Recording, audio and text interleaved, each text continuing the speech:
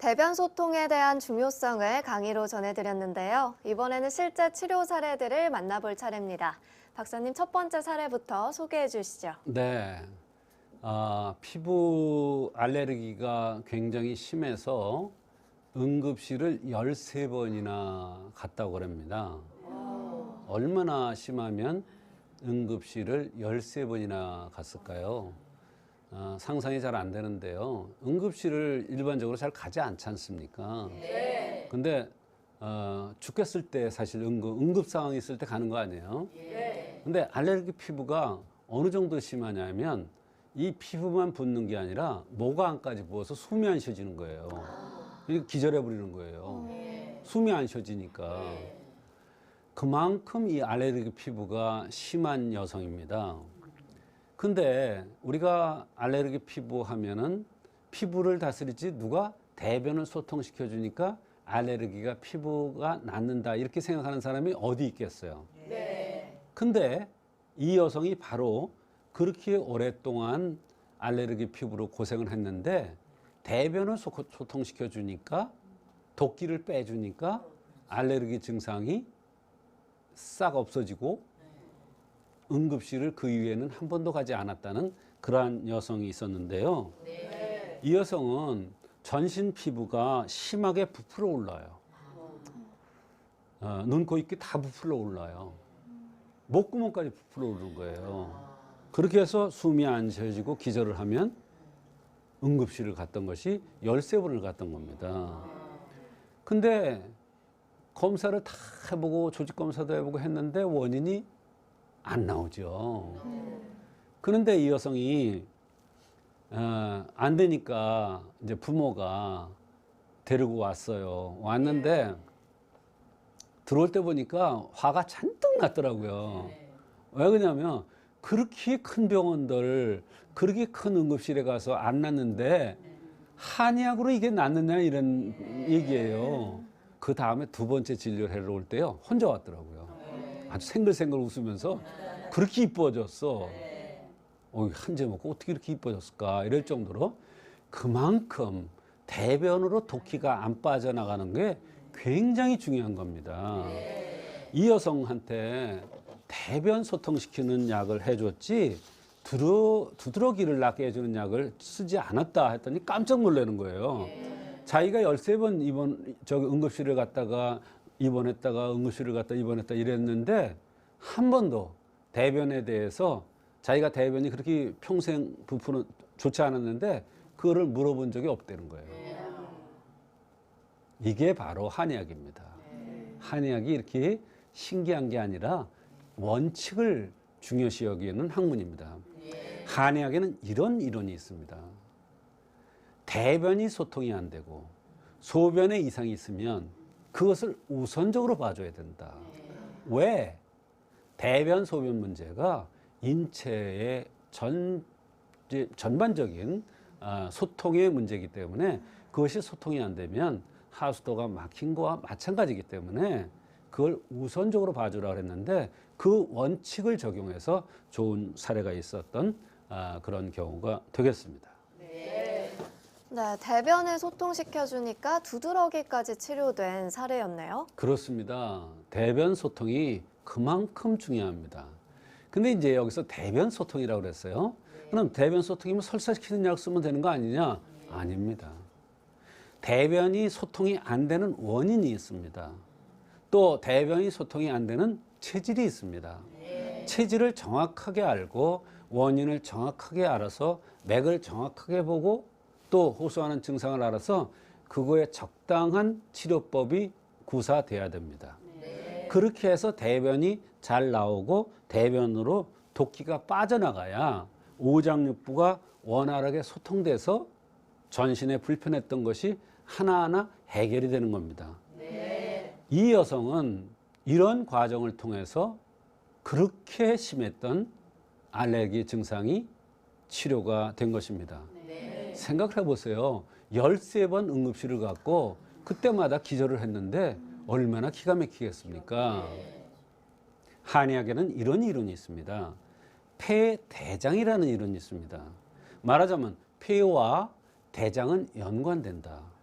폐는 피분을 주관하고 대장은 대변 문제예요. 그러면 근데 대변은 대변이고 피부는 피부니 어떻게 폐 대장이 연관되느냐? 이게 바로 한의학의 기가 막힌 이론입니다. 폐와 대장은 부부 같아요. 폐가 병들면 대장이 또 병들고 폐가 좋아지면 대장이 좋아지고 하는 이러한 관계가 있습니다. 그래서 피부는 폐에 속하죠. 변비는 대장의 문제죠. 네. 대장의 문제를 풀어주니까, 변비를 풀어주니까 폐가 좋아져서 피부가 좋아졌던 겁니다. 네, 이 환자분의 생긴 모습과 체질도 굉장히 궁금합니다. 네. 제가 처음에 들어올 때는 부드러워가지고 못생겼다 그랬잖아요. 근데 두 번째 올 때는 생글생글 웃으면서 오는데 너무나 복스럽게 생겼더라고요. 그래서 내가 농담을 했습니다. 그렇게 웃으니까 너무나 이쁘더라고. 그랬더니 자기가 찔리는 게 있었나 봐요. 처음에 들어올 때 너무나 화가 나가지고 험상궂게 했는데 그렇게 말씀해 주시니까 너무나 고맙다고 이렇게 얘기를 하더라고요. 입술이 두툼하게 생겼고 볼이 통통하면서 눈딱부리가 두툼하게 생긴 몸집도 있는 그런 여성입니다. 하도 자기가 변비로 고생을 해서 엄마가 평생을 고생하니까 그것은 제껴놓고 생각도 안 했답니다. 또 배고프면 잘 참지를 못하는 것이 너무 심했는데 그것도 그러려니 했다는 거예요. 그런데 제가 질문을 한 거예요. 대변 상태가 어떠냐? 질문을 했더니 그때서 얘기를 하는 거예요. 왜 대변을 물어보느냐고. 내가 피부 때문에 왔는데 왜 대변 문제를 물어보느냐고 얘기하는 거예요. 그래서 사실은 환자한테 쓴 약이 피부에 대한 약이 아니라 대변을 소통시켜주는 약이다. 그랬더니 그때서 얘기를 하는 거예요. 맥에 그게 나오느냐. 맥에 나오지 어디 나오냐. 한의학에서 맥을 보고 하는 거지. 맥 보고 생긴 모습을 보아서 당신의 피부병의 원인을 들어올 때 벌써 안 거다. 그랬더니 깜짝 놀라더라고요. 양명형의 특수형이기 때문에 대변이 변비로 고생을 했고 이런 여성은 조금이기 때문에 언제나 변비 때문에 여러 가지 병들이 옵니다. 이런 여성들 무릎 잘 아파지는데요. 그것도 변비를 해결해 주면 무릎의 통증도 없어지고 발목의 통증, 허리 디스크도 좋아집니다. 여러 가지 특징을 파악해서 양명형 체질로 판단을 해주셨는데요. 이 환자가 불편해했던 다른 증상들도 궁금합니다. 네, 이 여성은 이제 1년 전서부터 알레르기 증상이 너무 심해서 내원한 건데요. 카레라든지 시나몬, 얼그레이 쿠키 같은 것을 먹으면 더 심하게 난다고 그랬어요. 그게 퉁퉁 부어요. 부으면은 겉에만 붓겠어요? 안까지 붓는 거예요. 입안까지, 목구멍까지 붓는 거예요. 그게 기절을 해요. 또 이 증상이 나타날 때쯤 되면 위경련이 동시에 나타납니다. 위경련이요. 이게 위도 붓는 거예요. 또 손바닥도 간지러우면서 빨갛고 전신이 빨갛게 올라와요. 몇 년 전서부터 정수리에 열이 나고 뜨겁고 두통이 자주 온다 그랬어요. 욕심이 많으니까 열이 뻗치는 거예요. 속쓰림이 심하고 변비가 심해서 일주일에 한 번 볼까 말까 한대요. 근데 자기는 평생 그랬기 때문에 그걸 심각하게 여기지 않았다는 거예요. 네, 두드러기 때문에 응급실에 갈 정도로 아주 심각한 환자분이었는데요. 변비와 위경련까지 있었습니다. 혹시 또 다른 증상도 있었나요? 네, 이분은 그런 증상만 있는 게 아니라 몸이 잘 부어요. 특히 10시, 11시까지 퉁퉁 부어가지고 외출하기가 겁난다고 그랬습니다. 고등학교 때는 너무 살이 쪄가지고 다이어트를 무리하게 해서 살을 뺀 적이 있답니다. 대학에 들어가서 술을 하도 많이 먹어가지고 이런 여성들은 두주불사예요. 엄청 많이 먹습니다. 남자 학생들이 대적하려다가 항상 떨어진대요. 그 정도로 술에 강해돼요. 그렇게 엄청 마셨다는 거예요. 근데 요즘은 안 마신대요. 더부룩하면 두통이 올까 일부러 토하기도 하고. 이렇게 토하려고 그러면 저절로 토해진답니다. 살을 많이 뺐고 배고픈 것을 못 참고 편두통이 심하고 어지럼증이 있다고 그랬어요. 이거는 어지럼증은 사실 식골증이라고 그래가지고 좀 다른 병입니다. 생리할 때 무릎이 아프고 발목이 짧히고 우측 어깨 뒤가 아프고 종아리에 쥐가 많이 나고 더부룩하고 가스가 차고 트름을 너무나 많이 한다고 그랬어요. 하도 트름이 나와서 점자는 자리 가면 트름 날까봐 그냥 너무너무 조바심이 난다고 했습니다.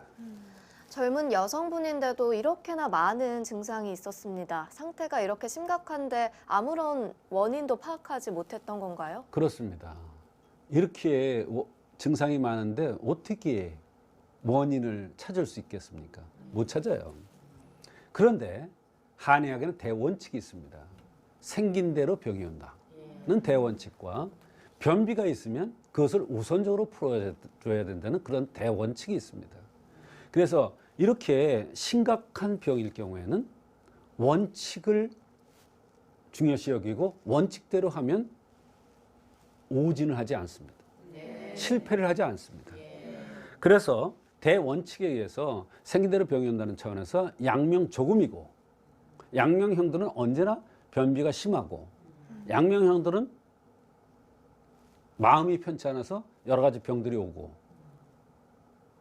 또 변비가 있으면 변비를 우선 해결해 줘야 된다. 그런데 양명형의 변비는 해결이 또 다릅니다.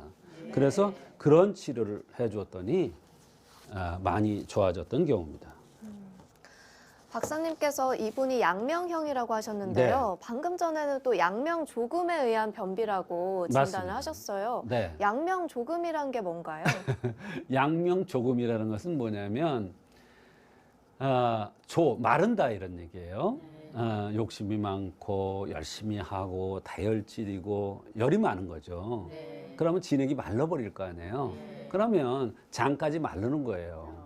먹는 거는 잘 먹어요. 근데 막히니까 어때요? 소통이 안 될 거 아니에요. 독기가 쌓일 거 아니에요.